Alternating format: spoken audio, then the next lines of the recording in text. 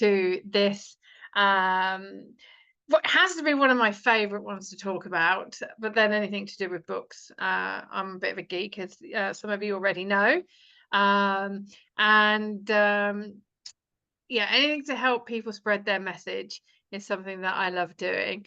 And thank you for being here, John and Teresa, so far. I know that there are a few more coming in, so we'll just see those when they come. But I'm just going to dive straight in. No time like the present. If you've got any questions, do pop them in the chat, and I'll try and address them as I'm going through. And you'll see me, hopefully, and the slides. I'm getting better at this every week, so I've just got over a migraine, so we'll see whether the 20% of my brain that's not quite functioning is You're gonna functioning do on. great. You'll do great. Thank you. Mhm. As I do this, I'm going to share screen. Mhm. No, we don't want to be sharing that screen. We want to be doing this one, I think. No, it's this one. Right. Is that right? I want present. Oh, see, just gotta do the things, prevent, and then just present.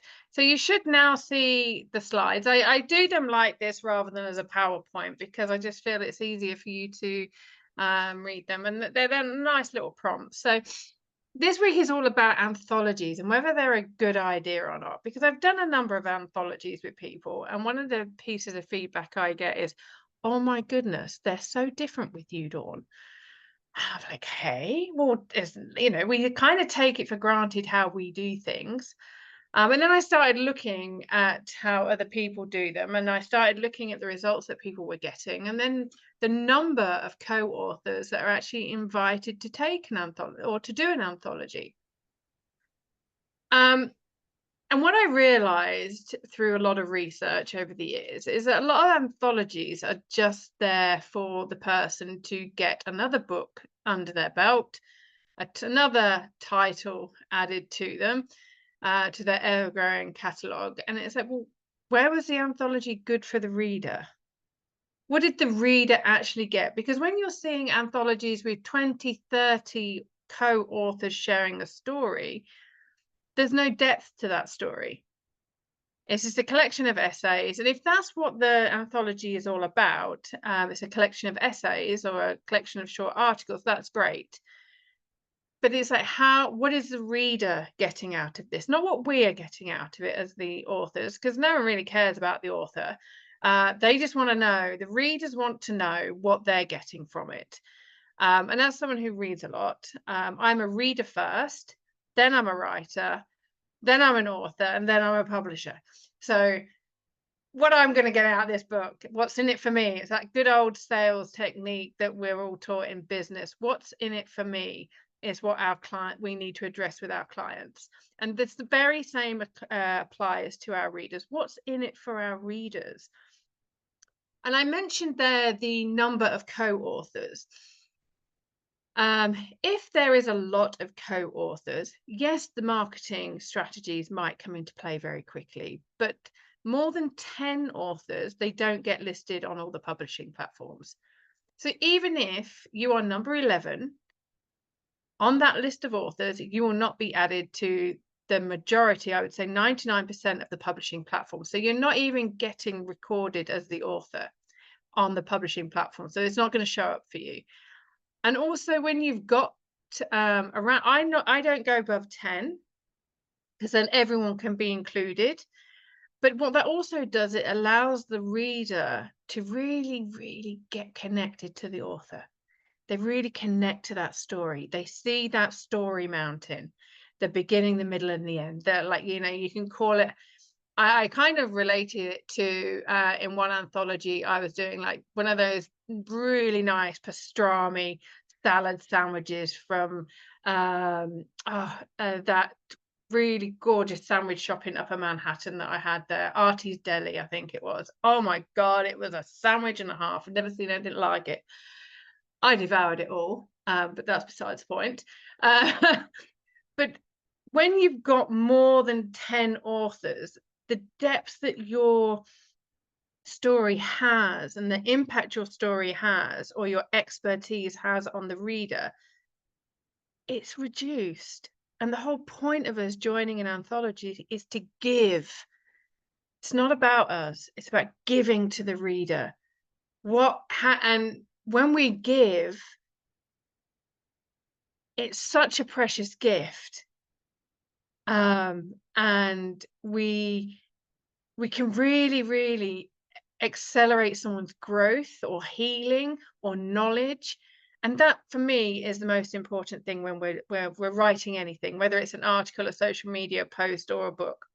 Um, the other thing I like people to understand is how much involvement have you actually got in the anthology? Because I've met quite a number of people, they have no say on the design of the book cover. They have no say in the colors, no say in the marketing or the journey of the book, publication dates. And a lot of the time, it's just a quick wham bam, thank you, ma'am. Here, give me your money, give me a chapter, and leave the rest to me.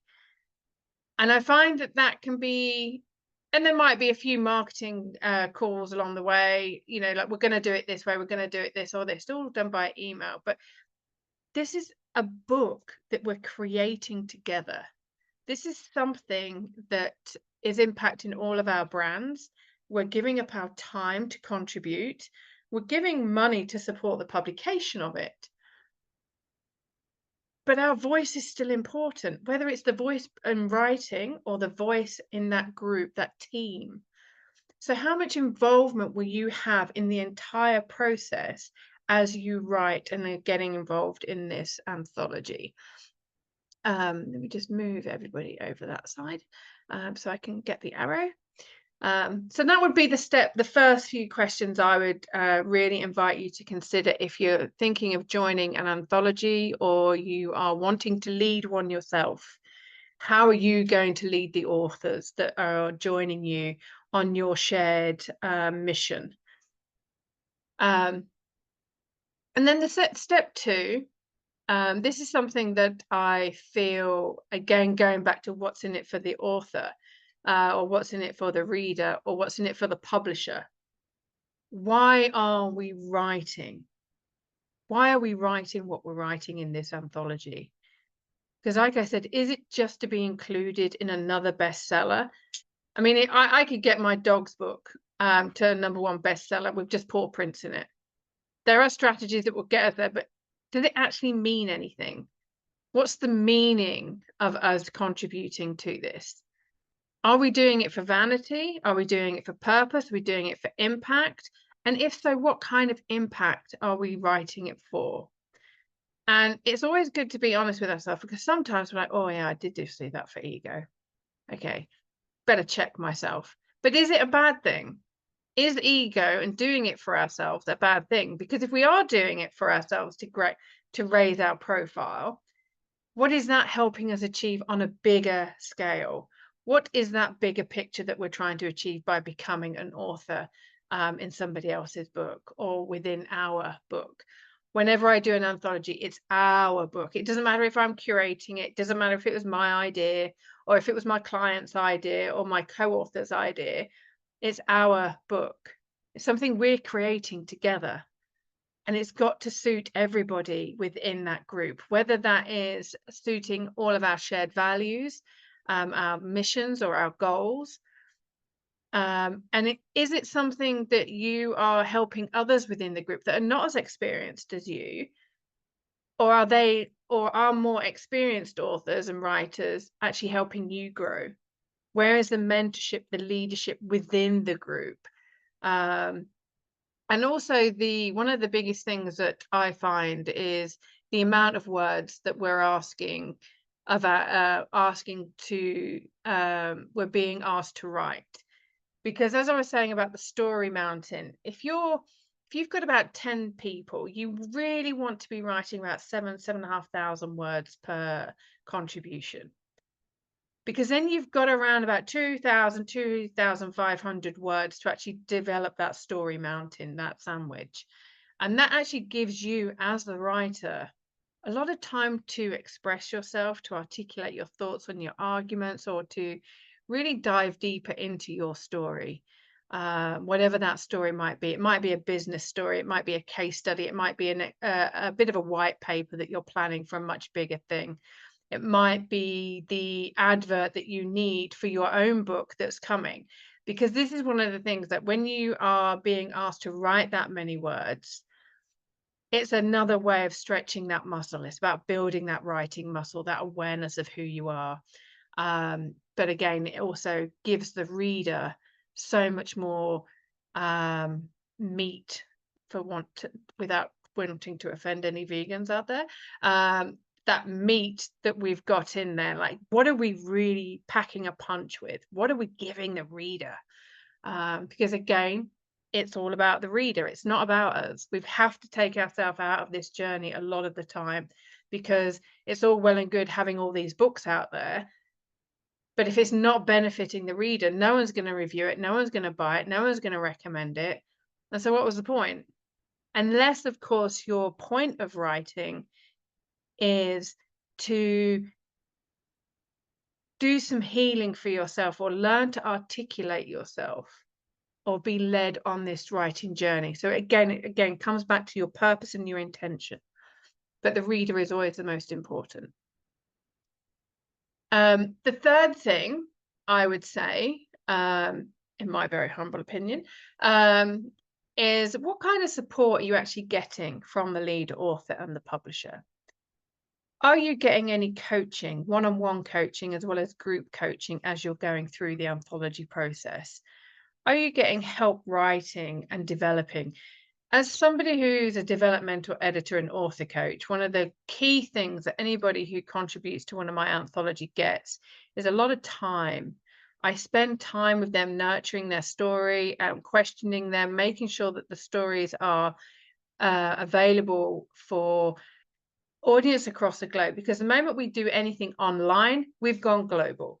We need to be very, very aware of global and cultural considerations. How is this, me being a white British woman of a middle class standing, how is this impacting my South Asian community? How is this impacting those who I'm trying to reach on a lower social economic standing? How am I reaching the people who I want to see me so I can grow my business? How am I reaching the people in English speaking countries or where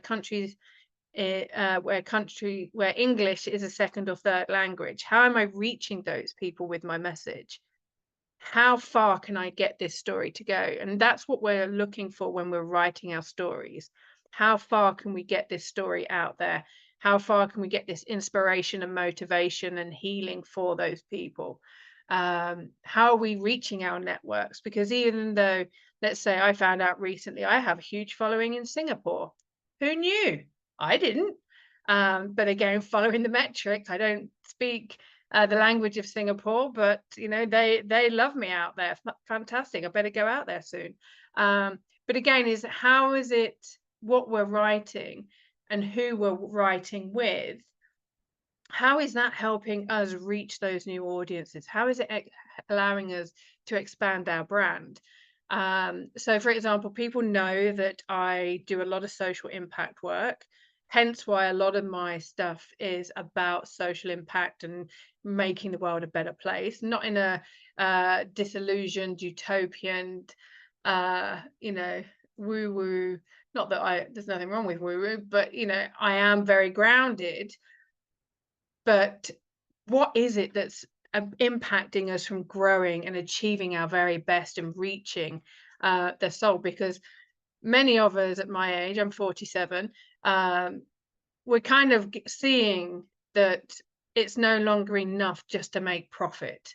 We're seeing that hustling so much and so hard is actually impacting our mental health. It's impacting the way our families either stay together or fall apart. We're becoming so much more conscious and aware that our organizations are probably not doing the things that they should be doing. We're seeing corruption within our organizations or within our governments. Um, we're seeing things that really don't sit well with us.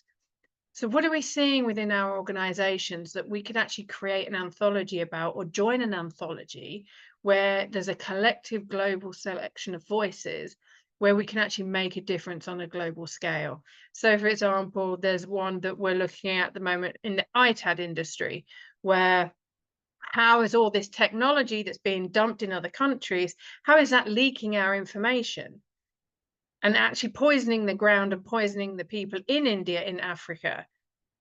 Whereas we have a responsibility to clean this technology so that we don't all get scammed. And how is what we're doing coming back on us, not in a selfish way, but how can we be more responsible? So are we looking at taking our career and actually doing a more of a cause, and actually looking at how we can elevate our industry or clean up our industry? Um, and the other thing about the support that you're getting, is the person who's leading the anthology not only having regular meetings with you, but in these meetings, what are the conversations that you're having? What are the ideas that are coming up? How are you writing the metadata that goes into the book descriptions and the categories and the keywords that you've got? Like, my dog is making noises in the background. How are these conversations that you're having, are they sparking new ideas and new projects and collaborations that you're working on? Because again, you're joining something that you're putting a lot of time and effort into thinking about, into writing, and then into marketing, but you're also investing quite a bit of money in some of them. I don't charge that much, but I've heard of some people, they don't charge as much as me, and others charge more. But again, it's the investment, because that's an advert. If they're doing it properly, you should have a profile page at the beginning of your chapter of what you're doing, who you are, how people can reach you. And this is an advert for you and your company, or you and your organization moving forward. Um, so again, there's a multifaceted view on this. Again, I'm coming back to how is what you're writing helping you and the readers grow? Because when you are growing through writing your story, what you're actually doing is you are giving the reader either a healing journey or inspiration, like, well, if this person can get that far and this person can do that, then I can. If you're sharing, like, some of the subjects that I've written with clients and some of my authors, one of the things that we've realized is that, especially with the Man Up book, which was all about mental health and suicide prevention in men, we called it Man Up because we don't want a man to be down and we don't want a man to be left behind. And the antonym of Man Up is, yeah, a man down is Man Up. So let's celebrate them. But what we found is a lot of the men that have read that book, because they're waiting so long to get the help that they need, this book has proven to be a huge resource for them. But by reading somebody else's story, they've healed themselves as they've been reading, because they've been able to let go of things, they've been able to see themselves. So again, by sharing your own story, you're healing those parts, you're stepping into that next level of bravery. Maybe you've had your voice shut down by your industry or your current company. Maybe you're looking to work within an organization and take your job role where you currently are to the next company that will allow you to actually have a voice. Because one of the biggest impacts on our mental health is the fact that we're being suffocated and our voice is being silenced.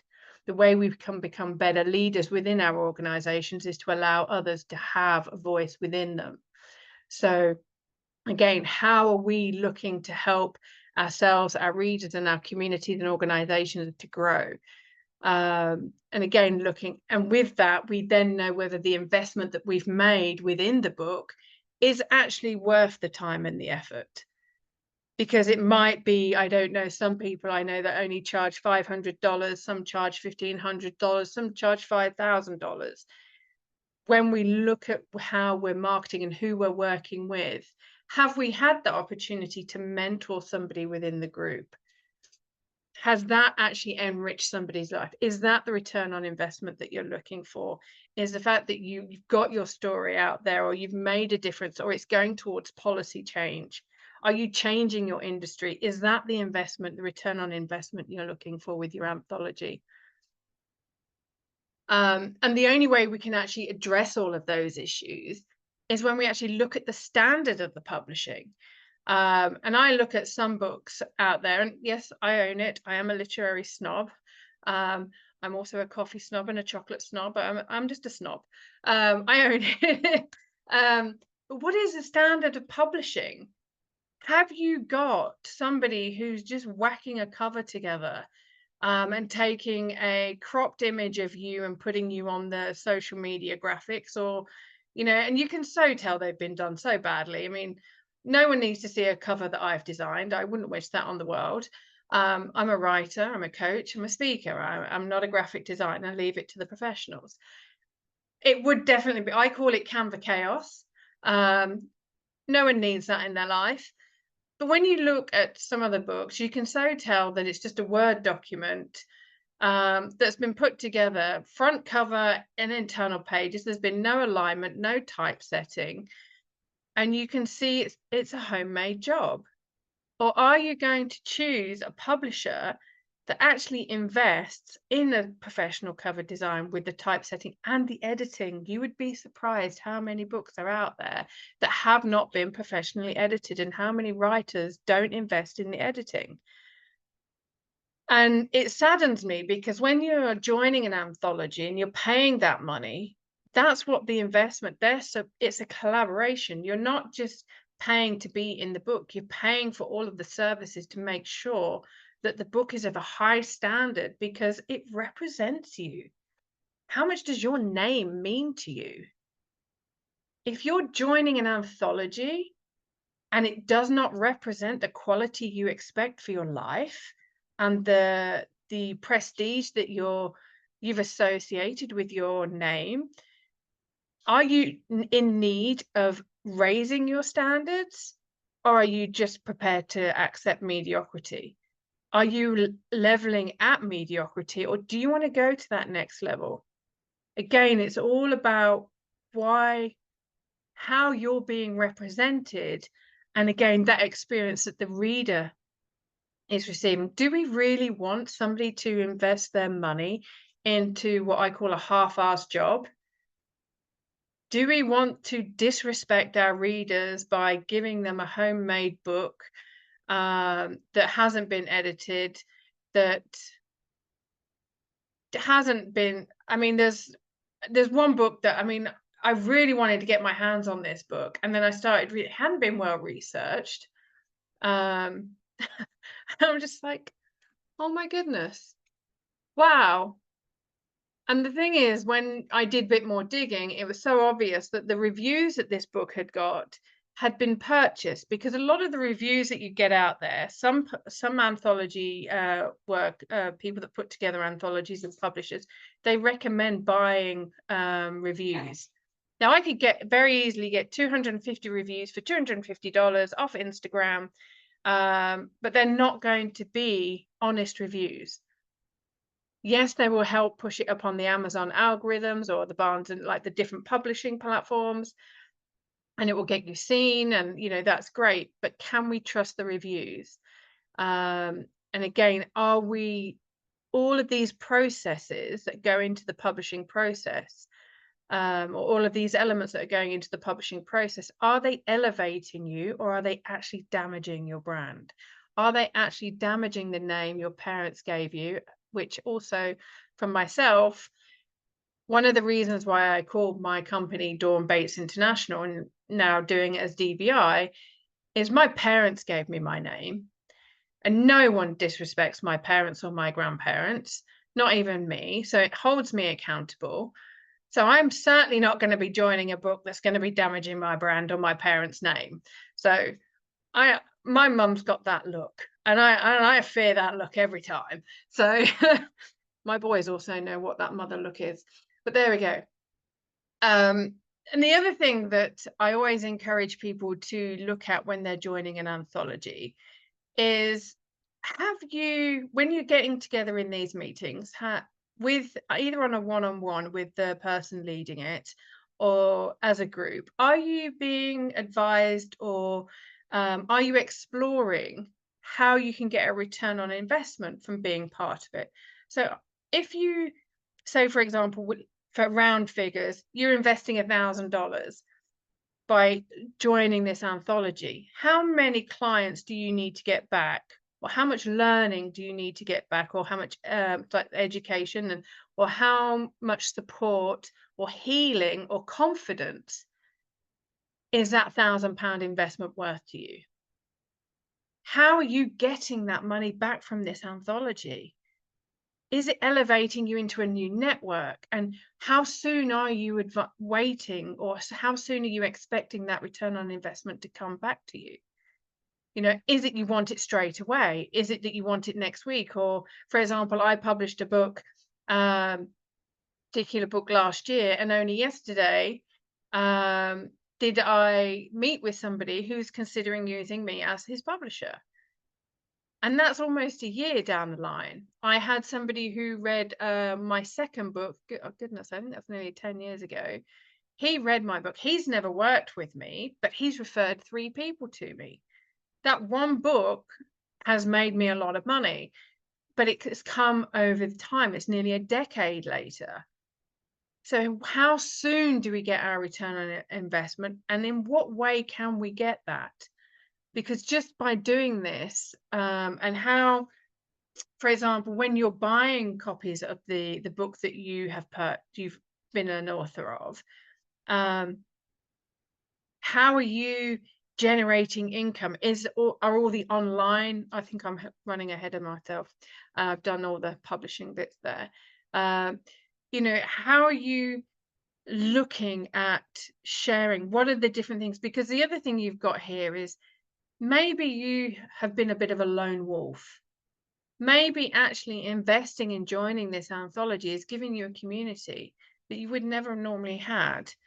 And that for you is worth the investment. So again, we're looking at the tangible, we're looking at the intangible, and all of this is, again, it's going to be very different for some people. One of the ladies who's joined me for one of my anthologies, she wanted to increase her leadership. She wrote the book, she got people together, and she led them through the process while I was coaching her on her leadership. So again, it's how are we looking at how we're collaborating with others, like the community? What are we learning? What skills are we learning? And I already mentioned, if there's more than 10 people within the anthology, the 11th onwards is not going to be listed. The other thing that I think is vitally important to understand is the assets that are being shared with you, not just from the publisher, but from the other co-authors. Are the co-authors interviewing each other? Are they using their skills? One might be a really great podcaster. One might have a really fabulous YouTube channel. Another one might be really great at creating social media assets. Another one might be an event organizer. How are you all using your strengths to elevate each other? And are you sharing those assets with each other? Whether it's a Dropbox, a OneDrive, or some other collaboration platform, how are you sharing and creating, or creating and sharing, or to put it in a proper order, all of the assets to actually go forward and make this book a success, not just on launch, but ongoing? And how are you drip feeding those?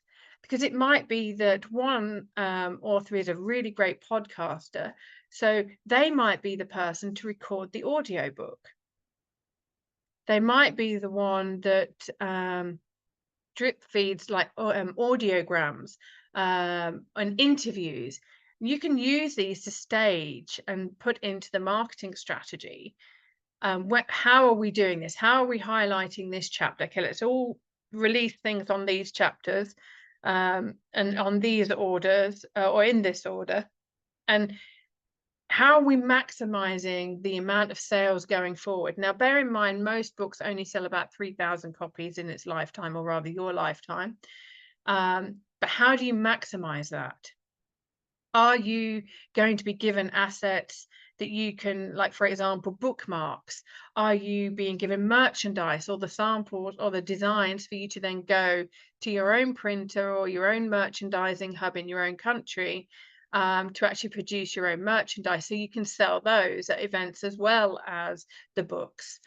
Um, and how many copies of the books will you actually receive as a co-author, if any? I know some authors, they don't receive any copies. Um, and that could be a location thing. So, for example, if they're in South Africa or in India and you're in the States, getting books to the country is like hugely expensive, or it's not economical, or the books are not allowed in those countries. Are the contents that you're putting in the book, are they going to be allowed in certain countries? Can you publish in those countries to actually allow the availability for the co-authors to actually buy them from a local printer? And if they are allowed to be printed by a local printer, what is the stance on that local printer, and will they report you as an author for publishing that content? And will that actually lead to the co-author getting into trouble?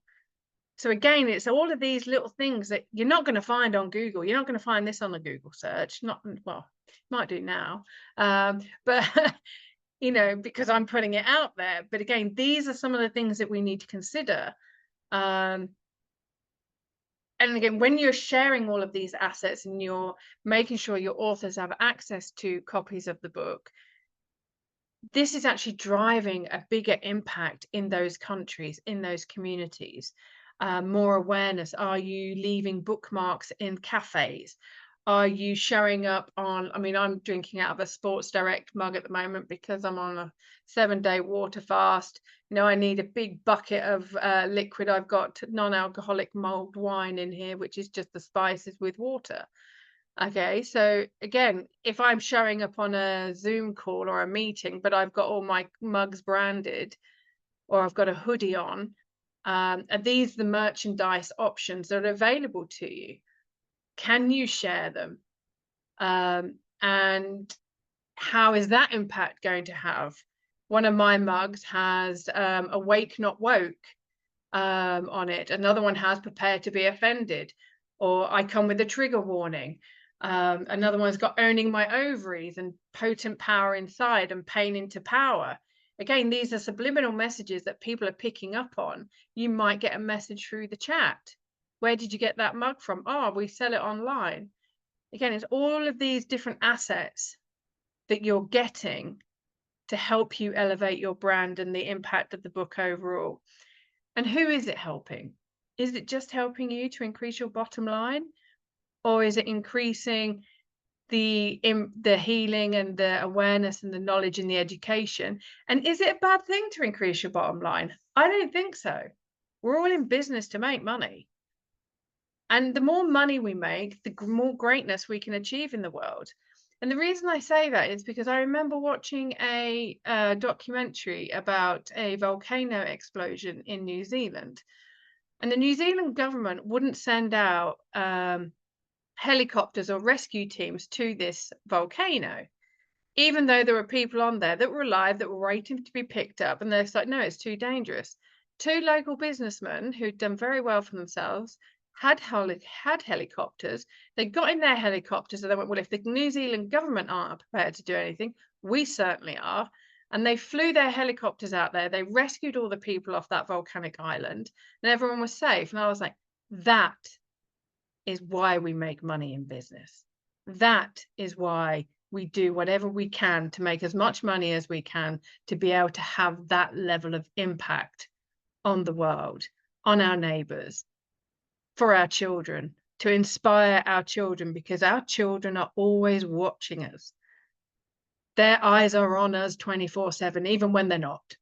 We say that the mother always knows, and mother can see through walls, and mothers know everything, but our kids hear and see everything.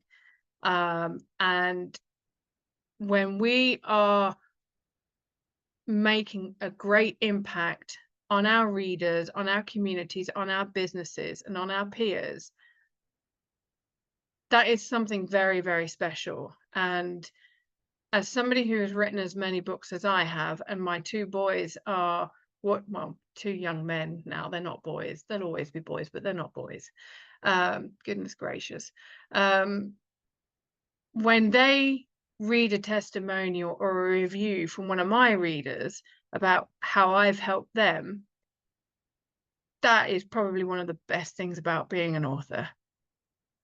The reviews you get, the messages of thanks, but that look of admiration from your children. That is something so priceless that any amount of investment that I put into my books is so worth it. And this is why I give back. This is why I share all of this learning. And why, when I share something such as this, that for me, it's got to be real. It's got to be that human element. It's got to be that substance. So I know I've rattled through those. As you can see, I'm very passionate about these subjects. You will be getting a copy of the slides, and they will be coming to you. And I just wonder if any of you've got any questions, if you'd like to come off mute and share anything that came up for you during that, that would be wonderful to hear from you. Yeah. Thank you for going through that, Dawn. Appreciate it. You're welcome. And sorry, I have a cold today, but No apologies needed. all right. For me, I mean, listening to you, it, definitely gave me some ideas of, the potential to, be part of something like what you're talking about. And so I could think of, groups of professionals that could, come together with either a common, kind of purpose or intent, or have like one central subject, but they all have a different slant on it, Mm. and together to produce some sort of anthology. I think that's an interesting idea I haven't thought about before. And I think, the collaboration, like the collaboratory aspect of it, and then also um, you know, the ability to publish something without, shouldering all of the, cost yourself. I think that's really important and interesting. And I think that a lot of people probably feel that way. Um, and so, for what you do, I understand you're an author. And so I imagine you would facilitate like the creative process, and you understand how the book, how the book would need to come together, and you have the network to get it published and all of that. But what are you wanting someone like me to walk away with from this discussion, and what would you say are the next steps? Oh, good question. And thank you for acknowledging all of those different things that you've got from today. That really means a lot to me. Good. That you got all of that. The next steps following this would be, and what I really want you to take away from this today is, like you were saying, the ideas of what's possible and the confidence to actually have the courage to go out there and pull something together that's, like you were saying, it doesn't have to be that everybody's got the same view. And I'm somebody that I don't want to be around like-minded people. I want to be Right. around open-minded people with differing views, because that's how we grow. That's Hmm. how we flourish. With all of these different ideas, we're like, wow, I never thought of it in that way. Well, who wants Um, to read a book with a bunch of people that all say the same thing, I know. Come Yeah. on, seriously. I mean, this is why I'm doing a water fast. Every single mug of water I've had has either had rosemary in it, lemon and ginger, cinnamon.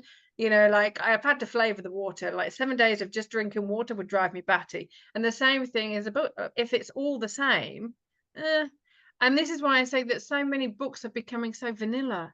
You read a crime thriller, you don't really know who's written it, other than the fact that this character belongs to that author. They're all the same. You They're already know getting a what's bit, going to happen from the you beginning. know, Yeah. yeah, like, yeah, he's gonna get that. He's gonna get the it's like a James Bond movie. He's gonna get the girl, he's gonna live at the end. He might get fired, it depends on whether it's another Daniel Craig or it was a Sean Connery or whatever. We all kind of know where the James Bond movies are gonna go. And yes, that's a trademark and that's great. And people always know that what to expect. And there's a comfort in that. But I do believe that when we're putting these anthologies together, like you were saying, that like that differentiation, you might have that central theme, but we want to hear from the policymakers. We want to hear from the coders. We want to hear from the IT manufacturers. We want to hear about GDPR. We want to hear about the environmental aspect, and maybe from the people who are living in the places where we're dumping our technology. How can we bring all those together? And probably the next steps would be, you know, if you're interested in it, jump on one of my author strategy sessions. I know that there are some available. They're very simple. It's authors.youcanbookme. Youcanbook.me. I'll just pop that in the chat right now if you want to. Let me just pop that in. I probably should have had the web page open. For me, I focus on delivering the value. But if you want to book an author strategy session with me, then you can actually book in there 45 minutes. Let's have a look. Let's play around with some ideas, some strategies, look at where your brand is going, what is actually possible for you.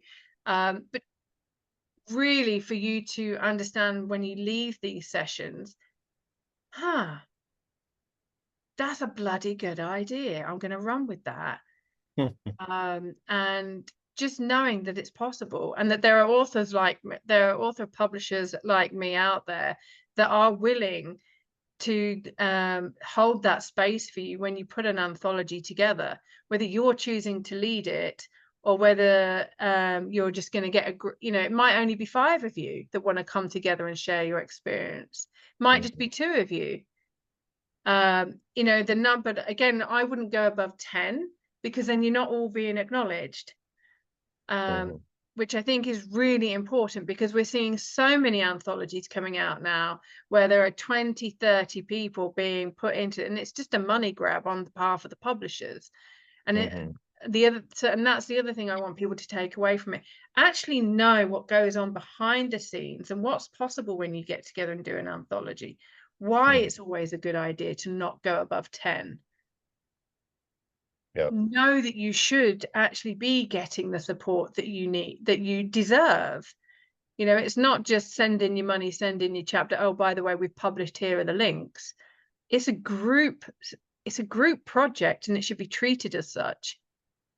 You should be respected as the writer and as the contributor. And a lot of people aren't being respected. And, you know, to use a very English word, it makes me cross.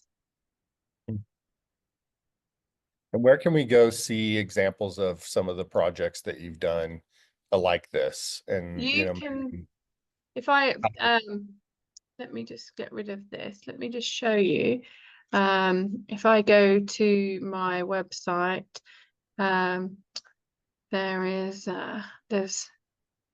I'll show you one of them. and I have to go in just a couple of minutes here, so yeah, that's I'm sorry about partly why I not rushed through it, but I speak quickly anyway. Here what you can see is the with Tough to Talk, this was a story of 20 men's stories, but they didn't pay to be part of it. They shared their stories. Steve created it, and all the royalties from this book go to charity. With Debbie's book, there were 10 of us who shared our stories in there.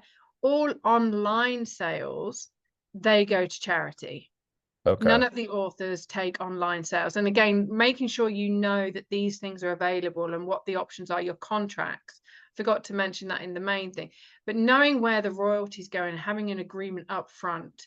If the ladies in this book, if they want to make money from this book, they have to buy author copies and then they sell them for themselves.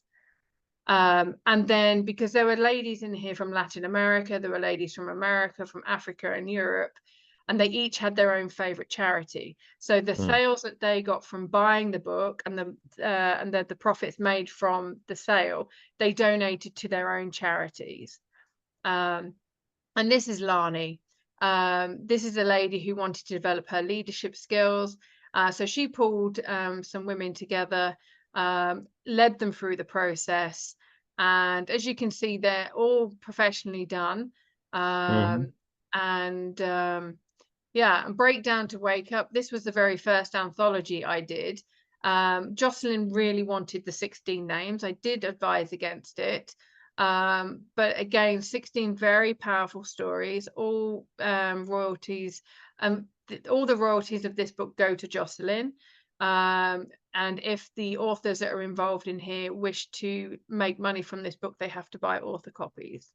Got it. And that's one of the best ways of making money. You each buy your own author copies, which is why I was saying it's very important to understand where your authors are, because if they are in India, or they are in places like South Africa, getting the books to them is cost prohibitive. So you need to have a printer and a relationship with people in those countries to be able to publish, but making sure some of the content is actually going to be allowed in those countries. Right. Because political reasons or religious reasons, some of the content won't be allowed. Right. And you might actually be putting some of your authors at risk for their safety. So Yeah. I hope that helps. And I look forward to seeing you on an author call, an author Yeah. special. Well, Yeah. thank you again. Thank you for the information, and You're very welcome. it's very interesting. And I'll definitely follow up with you if it's something I decide I want to do. So thank you very Excellent. Well, much. you're very, very welcome. You have a really great rest of the day. All right. You too. Take care. All right. Teresa, do you have anything, my darling? Is she going to come off mute? No, I don't have anything. I've been a part of 4 anthologies, and I guess they had way too many authors according to your standards. But now do you understand why I stick to 10? Yeah, because they had 28 to 31 authors in one book. Yeah. Yeah. Okay. Yeah. And how did you feel? Were you supported enough now? Now that you've seen what I've shared, do you feel that you were given the support you deserved or required? Initially, but after that, it's up to you to do what you want to do with um promoting your own brand, your book, and Okay. all that. Yeah. Okay. Well, like I said, I hear this all the time. It's once a book is published, you're on your own. And maybe the community falls apart. And again, this is why I make sure that people are we build that community. We make sure that everybody knows each other, and that we become friends on some level. Some, like, you'll end up best friends. There are that they go into partnerships with each other. But most of the people that have been in the anthologies that I've produced, you know, we're all pretty much still in touch with each other. We go off and do our thing, but we're always in touch with each other. We're always recommending each other to others. So it's Well, yeah. And then it's been a couple years, so what I could go back and do is reconnect with these people. And yeah, just I would. yeah. Yeah, yeah. What were your biggest takeaways, Teresa? Um, but I guess the fact that you don't want more than one. I mean, more than 10 authors in an anthology. Hmm. Yeah. Yeah. Your voice is Because important. honestly, I guess when you look at it that way, if you have more than 10, how can you really get to know all the authors that you Exactly. collaborated with? Yeah. It would be very difficult to do so. And how can you, as the publisher or the author coach leading it, actually nurture those people through what they're writing? Because I mean, I know your story um, to some extent, but what you would be writing about would be very emotional. Some of the things you'd be writing about would be very challenging, and it would be bringing up maybe a lot of upset, maybe a lot of pain, a lot of joy, maybe something you hadn't actually that hadn't come up for you before. How could Oh, I that's my whole support you? life. Yeah, but how could the person leading the anthology make that time for 30 Mhm. of you at a time whilst doing everything else? It's Mm. about that quality. It's not about the quantity. It's about the quality of what you're putting together, but also the quality of the service that you're giving to the people who are helping you put this book together. It's about the respect for the people that are involved. and the care and the consideration. And I think that's more important. Yes, it's great to have all that money, bring a book together. And there have been a lot of books that I've worked on where I've actually lost money. But well, at the publishing stage, I've lost money, but it's come afterwards. And I believe that that's because I've been recognized for the support and the care, and the assets that we've put together. Yeah. Yeah.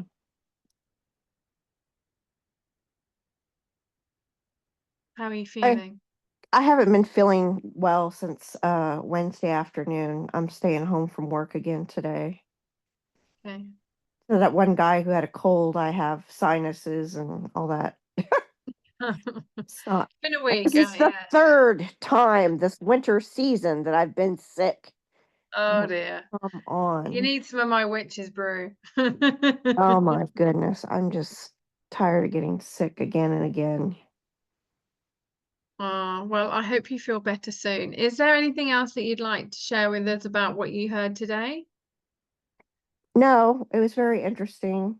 Good. I'm glad.